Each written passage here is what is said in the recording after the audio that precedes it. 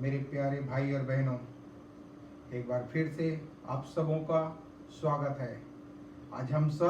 आज परमेश्वर के वचन से सीखेंगे कि परमेश्वर कैसे अद्भुत काम करने वाला परमेश्वर है। मेरे भाई और बहनों, आज जो है हम लोग निकालेंगे मरकुस रचित सुसमाचार और उसका दूसरा अध्याय और पहले पद से जो है हम लोग आज परमेश्वर के वचन से सीखेंगे, जहां पर हमें एक लकवे के रोगी के बारे में पढ़ने को मिलता है।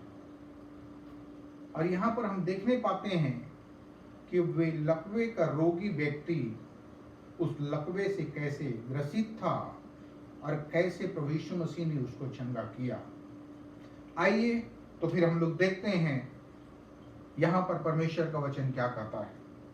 कई दिनों के बाद वह फिर कफरनहूम में आया और सुना गया कि वह घर में है। फिर इतने लोग इकट्ठे हुए कि द्वार के पास भी जगह नहीं थी और वह उन्हें वचन सुना रहा था। मेरे भाई और बहनों, परमेश्वर ये प्रभु यीशु मसीह जो है गांव-गांव, नगर-नगर प्रचार करता हुआ, लोगों को चंगा करता हुआ, लोगों को ठीक करता हुआ वो फिर रहा है। और अब जो है गांव से घूमते घूमते घूमते प्रचार करते, लोगों को ठीक करते, भलाई करते हुए आज वो कफरनहूम में पहुंचा है। और जब कफरनहूम में पहुंचा है तो हम देख पाते हैं वहां पर प्रभु यीशु मसीह को देखने के लिए, वचन को सुनने के लिए बहुत सारे लोग, एक बड़ी भीड़ जो है इकट्ठा हुई है। क्यों? क्योंकि वे लोग जानते हैं, वो लोग सुने होंगे कि प्रभु यीशु मसीह बीमारियों को चंगा करता है, दुष्ट आत्माओं को निकालता है, कैसे वो है भोजन खिलाता है 5 रोटी और 2 मछली के द्वारा से। तो लोग, कुछ लोग चंगाई को देखने के लिए, कुछ लोग खाना खाने के लिए, और कुछ लोग जो है उनसे प्रश्न पूछने के लिए, क्योंकि कई सदुकी या फरीसी प्रभु यीशु मसीह से जो है वार्तालाप करने के लिए, प्रश्न करने के लिए जो है उसको पीछे चलते थे। यहां पर भी एक बड़ी भीड़ जो है प्रभु यीशु मसीह को सुनने के लिए कफरनहूम में इकट्ठी हुई है। लेकिन यहां पर हम एक ऐसी घटना को देखते हैं, एक ऐसे जन के बारे में देखते हैं जो एक झोले का मारा है, मतलब लकवे से ग्रसित व्यक्ति है। मेरे भाई और बहनों, परमेश्वर का वचन लिखता हुआ कहता है, और यहां पर तीसरा पद से आगे हम देखते हैं, और लोग एक लकवे के रोगी को 4 मनुष्यों से उठवाकर उसके पास लाए। मतलब वो लकवे का रोगी इतना ग्रसित है कि उसको चलते नहीं बन रहा है, उसको उठते नहीं बन रहा है, क्या मालूम कितने सालों से जो है वो उस खाट में पड़ा हुआ है। लेकिन आज लोग जो है उनको उठा करके प्रभु यीशु मसीह के पास में ला रहे हैं। क्यों ला रहे हैं? क्योंकि लोगों ने सुना है कि परमेश्वर चंगा करने वाला परमेश्वर है। जब प्रार्थना करते हैं तो लोग चंगे हो जाते हैं। 4 दिन का मरा हुआ लाजर, जिसके बारे में बाइबल बताती है, प्रभु यीशु मसीह कब्र के पास गया और जाकर के कहा, हे लाजर बाहर निकल आ। तो 4 दिन का मरा हुआ लाजर कैसे बाहर निकल आया? तो ये सब चीज को वो लोग सुने हैं, चर्चा में है कि परमेश्वर कैसे अद्भुत काम को करता है। उसी को जो है सुनने के लिए लोग इकट्ठे हुए हैं। लेकिन जब ये व्यक्ति जब सुना है तो ये सुनने के लिए नहीं, एक आशा के साथ, एक आस लगाए हुए प्रभु यीशु मसीह के पास में आ रहा है। लोग इनको जो है एक बड़ी आशा के साथ ला रहे हैं कि ये जो है चंगा हो जाए। मेरे भाई और बहनों, देखते हैं एक बड़ी भीड़ जो उसको घेरी हुई है, जिसके बारे में बाइबल बताती है इतनी भीड़ है वहां पर कि बाइबल कहती 4 पद में, परंतु जब वे भीड़ के कारण उसके निकट न पहुंच सके तो उन्होंने उस छत को जिसने नीचे वह था खोल दिया और जब वे उसे उधेड़ चुके तो उस खाट को जिस पर लकवे का रोगी पड़ा था लटका दिया। मतलब प्रभु यीशु मसीह को सुनने के लिए एक बड़ी भीड़ जो है वहां पर इकट्ठा है। इसको जब लाया गया लकवे से ग्रसित व्यक्ति को, तो अंदर जाने के लिए जगह नहीं मिल पा रही है। और जब अंदर जाने के लिए जगह नहीं मिल पाई, इन्होंने एक योजना बनाया, एक तरकीब सोची। और क्या तरकीब सोच रहे, क्यों ना यहां से अंदर जाने का रास्ता नहीं मिल रहा है तो अपन ऐसे करते हैं, पीछे से चलते हैं, छत पे चलते हैं, छत का कवेलू हटाएंगे, कवेलू हटा के वहां से अपन जो है यीशु मसीह जहां बैठा है सीधा वही नीचे पे जो है उसको हम लोग उतारेंगे। अब मेरे को बताइए, किसी के घर में जाना और उनके छत पे चढ़ना और बिना अनुमति के उनके घर के कवेलू को उधेड़ना, क्या कोई कर सकता है क्या? लेकिन ये लोग उसकी परवाह नहीं कर रहे हैं। ये लोग तो ठान के आए हैं कि ये लकवे से ग्रसित व्यक्ति को आज प्रभु यीशु मसीह के सामने किसी भी रीति से प्रकट करना है, किसी भी रीति से उनके सामने लाना है, ताकि ये व्यक्ति जो है चंगा हो जाए, ये व्यक्ति ठीक हो जाए इस बीमारी से। मेरे भाई और बहनों, ये लोग उनको छत में चढ़ाने के लिए कितना प्रयास करे होंगे, कैसे कैसे लोग तरकीब निकाले होंगे। और खाट सहित बाइबल बताती है, क्योंकि खाट सहित इनको जो है उसको कवेलू के ऊपर जो है उस छत के ऊपर जो है ले जाना है, तो कितना मेहनत कर रहे होंगे ये लोग। 4 लोग, शायद 4 लोग थे, चारों का अलग अलग विचार आया होगा कि ऐसे करके इनको चढ़ाते हैं। कुछ लोगों नहीं ऐसे करके नहीं, अब ऐसे करके चढ़ाते हैं, मतलब अलग अलग विचार। लेकिन फिर भी ये लोग विचार बना करके इनको खाट सहित जो है उस छत के ऊपर में ले गए और ले जा करके जो है शायद कवेलू को हटा हटा करके देख रहे होंगे कि प्रभु यीशु मसीह कौन से सीधे में बैठा है। क्यों? यदि कवेलू नहीं हटाएंगे तो कैसे पता चलेगा कि यीशु मसीह कहां पर बैठा है? तो मेरे भाई और बहनों, हम देखने पाते हैं यदि बड़ी गंभीरता के साथ बड़ी अंदर में जब हम जाएंगे बाइबल के जो है, तो हमको पता चलेगा कि ये लोग जो है कवेलू हटाते होंगे, देखते होंगे कहां पर बैठा है। यहां पर नहीं है, थोड़ा और आगे है, फिर 2 कदम बढ़ते होंगे, फिर कवेलू हटाते होंगे, फिर देखते होंगे कि यहां पर भी नहीं है, थोड़ा से और आगे है, फिर वो लोग जाते होंगे और कवेलू हटाते होंगे। लेकिन जब वो लोग वो सीधे पर जब पहुंचे तो उन लोगों ने वहां के कवेलू को जो है हटाए। प्रभु यीशु मसीह क्या सुना रहा है? वचन सुना रहा है बड़ी भीड़ को। बड़ी भीड़ उस घर पे खड़ी हुई है, अंदर में भी बाहर में भी, तभी तो इन लोगों को अंदर जाने के लिए जगह नहीं मिली है। लेकिन जब ये लोग कवेलू हटाए तो वहां पर से उनको बाइबल बताती है लटका दिया। देखो क्या कहता है यहां पर लिखा हुआ, कहता है तो उन्होंने उस छत को जिसके नीचे वह था खोल दिया, और जब वे उसे उधेड़ चुके तो उस खाट को जिस पर लकवे का रोगी पड़ा था लटका दिया। यीशु ने उसका विश्वास देकर उस लकवे के रोगी से कहा, हे मेरे पुत्र, तेरे पाप क्षमा हुए। मेरे भाई और बहनों, उसने प्रभु यीशु मसीह ने उसको डायरेक्ट ये नहीं कहा कि जा तुझे चंगाई मिले, जा तू अपना खाट उठा और चल और फिर, परंतु उसको कहता है कि जा तेरे पाप क्षमा हुए। क्यों? क्योंकि प्रभु यीशु मसीह मनों को जांचने वाला परमेश्वर है। प्रभु यीशु मसीह जो है दिलों को जांचने वाला परमेश्वर है। इसीलिए प्रभु यीशु मसीह उसके उन गुनाहों को सबसे पहले क्षमा करने की बात करता है, उनके अधर्मों को क्षमा करने के बारे में बात करता है, और वो कहता है जा तेरे पाप क्षमा हुए। बाइबल बताती है आगे,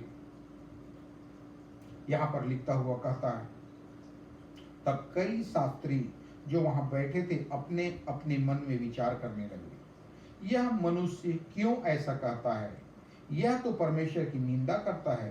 परमेश्वर को छोड़ और कौन पाप क्षमा कर सकता है? अभी भी फरीसी और सदूकी, जिसके विषय में मैंने पहले शुरुआत में बोला था, कुछ लोग जो है प्रभु यीशु मसीह की परीक्षा करने के लिए, उनको देखने के लिए, उनके अंदर में कमियों को ढूंढने के लिए उनके साथ में चल रहे थे। जब यहां पर इस लकवे के रोगी से कहा कि जा तेरे पाप क्षमा हुए, तो ये फरीसी और सदूकी अपने अपने मन में विचार कर रहे हैं और कह रहे हैं ये कौन मनुष्य है, ये कैसे ऐसे कह सकता है कि जा तेरे पाप क्षमा हुए। पाप क्षमा करने का अधिकार तो केवल परमेश्वर के पास में है, लेकिन इनको नहीं मालूम जो कह रहा है कि जा तेरे पाप क्षमा हुए वो खुद परमेश्वर है।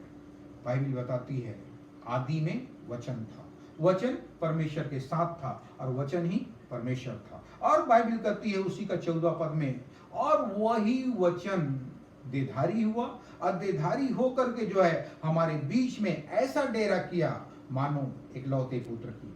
मेरे भाई और बहनों, ओ प्रभु यीशु मसीह जो खुद परमेश्वर, ओ परमेश्वर अब वो वचन देधारी लेकर के जो है देधारी होकर के हमारे बीच में आ गया है और वो हमारे बीच में चल रहा है, फिर रहा है। इस सदूकी और फरीसी इस बात को नहीं पहचान पा रहे हैं। यदि वो जानते तो कह सकते यही परमेश्वर है, लेकिन क्या करें, वो लोग तो सोच रहे हैं कि परमेश्वर को ही पाप को क्षमा करने का अधिकार है, लेकिन प्रभु यीशु मसीह जानता है कि मैं कौन हूं। और प्रभु यीशु मसीह कहता है जा तेरे पाप क्षमा हुए। मेरे भाई और बहनों, वो परमेश्वर जो कहता है जा तेरे पाप क्षमा हुए, और लिखता हुआ कहता है यहां पर, यीशु ने तुरंत अपनी आत्मा में जान लिया कि वे अपने अपने मन में ऐसा विचार कर रहे हैं, और उसने कहा तुम अपने अपने मन में यह विचार क्यों कर रहे हो। मतलब जब ये अपने मन में विचार कर रहे थे तो प्रभु यीशु मसीह इनके हृदय की बातों को जान गया। अब मेरे को ये बता दो, अंदर की बातों को कौन जान सकता है? हमारे मन में, हमारे विचार में जो चल रहा है बातें, उसको कौन जान सकता है? मेरे भाई बहनों, कोई मनुष्य नहीं जान सकता, कोई मेरा पड़ोसी नहीं जान सकता, यहां तक कि मेरे घर के मेरे लोग नहीं जान सकते कि मेरे अंदर में क्या विचार चल रहा है। और यदि कोई विचार को जानने वाला है तो केवल एक ही है, वो है परमेश्वर। वो उनके मनों को जान गया कि इनके अंदर में कौन सी बात चल रही है। तब प्रभु यीशु मसीह उनको क्या जवाब देता है? लिखता हुआ कहता है, सहज क्या है, क्या लकवे के रोगी से यह कहना कि तेरे पाप क्षमा हुए, या यह कहना कि उठ अपनी खाट उठा चल और फिर? बाइबल बताती है, और यहां पर लिखता हुआ कहता है 10वां पद, परंतु जिससे तुम जान लो कि मनुष्य के पुत्र को पृथ्वी पर पाप क्षमा करने का भी अधिकार है, उसने उस लकवे के रोगी से कहा मैं तुझसे कहता हूं उठ अपनी खाट उठाकर अपना घर चला जा। मेरे भाई और बहनों, हम देखने पाते हैं परमेश्वर इनके विचारों को जब जाना, इनके अंदर की बातों को जब जाना, तो कहता है सहज क्या है, ये कहना कि जा तेरे पाप क्षमा हुए, या ये कहना कि उठ अपना खाट उठा और जा, चला जा। अब वो प्रभु यीशु मसीह कहता है उस लकवे के रोगी से कि तू उठ अपना खाट उठाकर अपने घर चला जा। मेरे भाई और बहनों, यहां पर हम एक अच्छी बात को देखने पाते हैं। क्या देखने पाते हैं? लिखता हुआ कहता है वह उठा और तुरंत खाट उठाकर सबके सामने से निकलकर चला गया। इस पर सब चकित हुए और परमेश्वर की बड़ाई करके कहने लगे हमने ऐसा कभी नहीं देखा।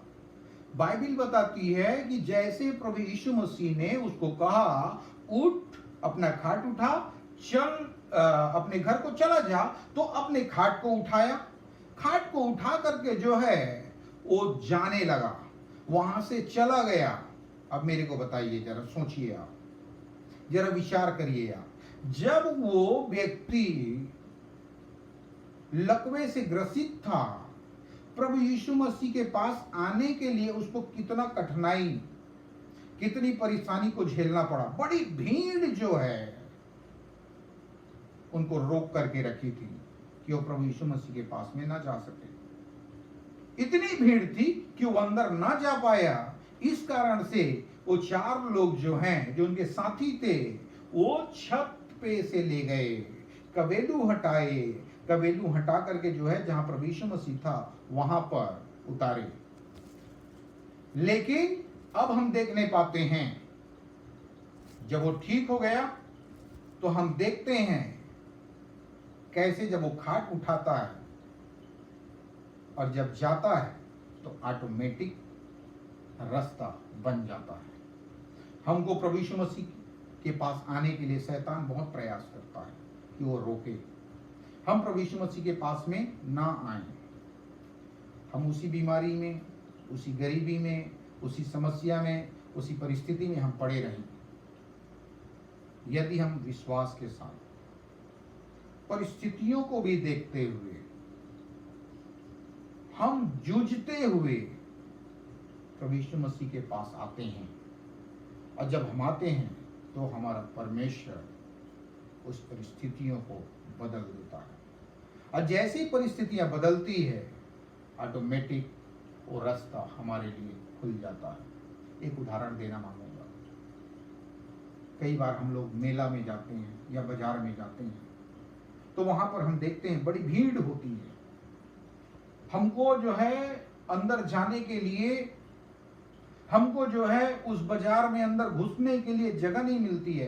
कई बार तो इतनी भीड़ होती है कि हम जो है अंदर जाना मांगते हैं, लेकिन भीड़ के कारण से जो है लोग हमको फिर से वापस उसी रास्ते पर जो है हमको धकेलते हुए पीछे ले आते हैं। लेकिन मेरे भाई और बहनों, उसी भीड़ में मान के चलो, एक अच्छा लड़ाकू बैल घुस जाए तो क्या होगा पता है? जब लड़ाकू बैल जब घुसेगा तो क्या लोग जो है उनको जगह नहीं देंगे क्या?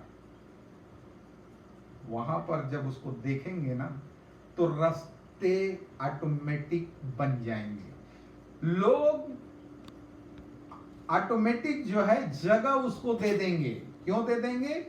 क्योंकि अब ये कौन जा रहा है? लड़ाकू बैल जा रहा है।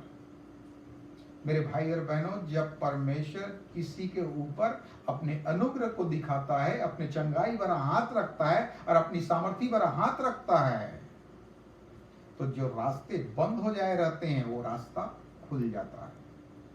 जो रास्ते ऐसा लगता है जैसे पहाड़ों से घिरा हुआ है, जो रास्ता ऐसा लगता है जो कांटों से घिरा हुआ है, वो रास्ता जो है ऑटोमेटिक क्लियर हो जाता है।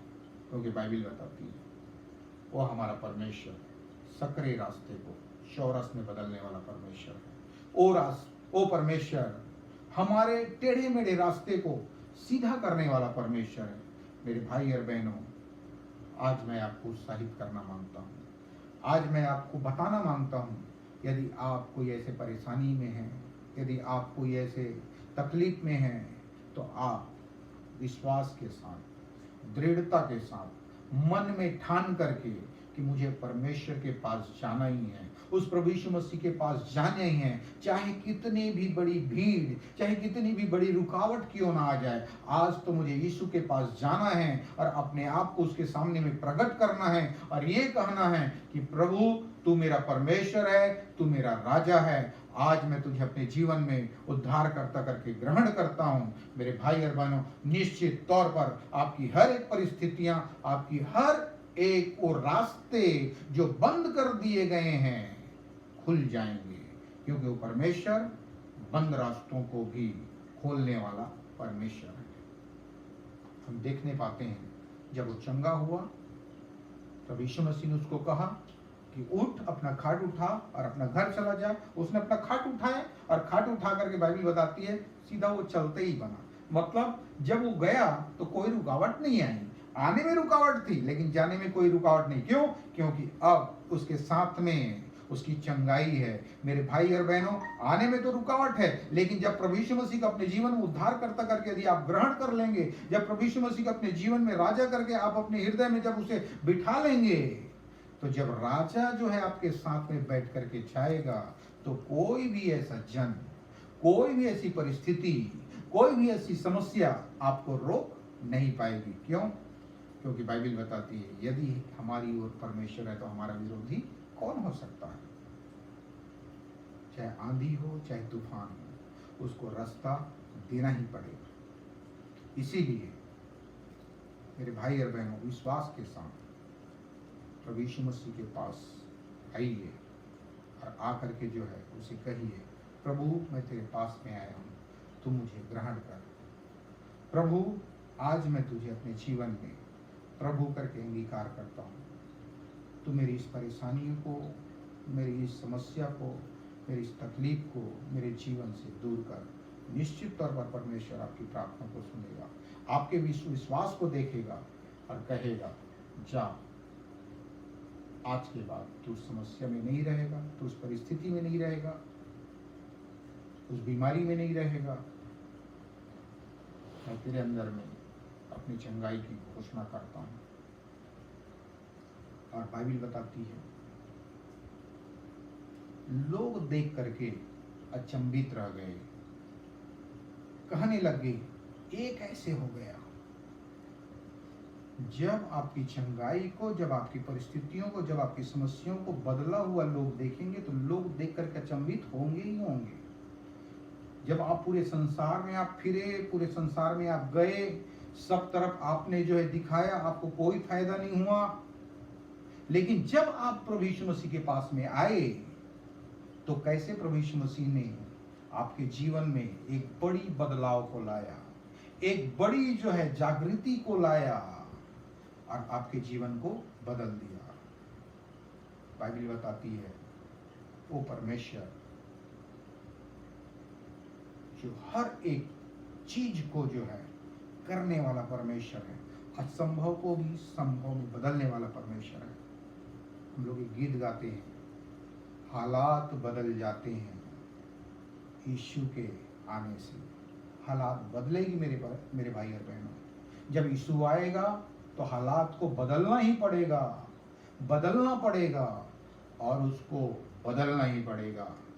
कोई भी ऐसी हालात मेरे परमेश्वर के सामने, मेरे प्रभु यीशु मसीह के सामने ये नहीं कर सकती कि मैं बदल नहीं सकता। बाइबल बताती है हर एक घुटना टेकेगी और हर एक जीभ अंगीकार करेगी कि यीशु ही प्रभु है और उसके छोड़ कोई और नहीं है। इसीलिए विश्वास के साथ, दृढ़ता के साथ, मन में ठान करके कि आज मुझे प्रभु के पास जाना है, प्रभु यीशु मसीह से मिलना है और मेरी जो है उस परेशानी को, मेरे उस तकलीफ को उसके सामने रखना है। ये विश्वास के साथ आइए। जब विश्वास के साथ जब आप आएंगे तो परमेश्वर निश्चित तौर पर जो है आपके उस विश्वास को डगमगाने नहीं देगा। परमेश्वर आप सबों को आशीष दे, बरकत दे, भला रहें, चंगे रहें और जो है आशीष में बढ़ते रहें। और आप ही नहीं परंतु आपके द्वारा से आपका मोहल्ला और आपका गांव भी आशीष पाता रहे। आप अपने गांव के लिए, अपने मोहल्ला के लिए आशीष का कारण बने। परमेश्वर आप सबों को बहुत आयत से आशीष दे।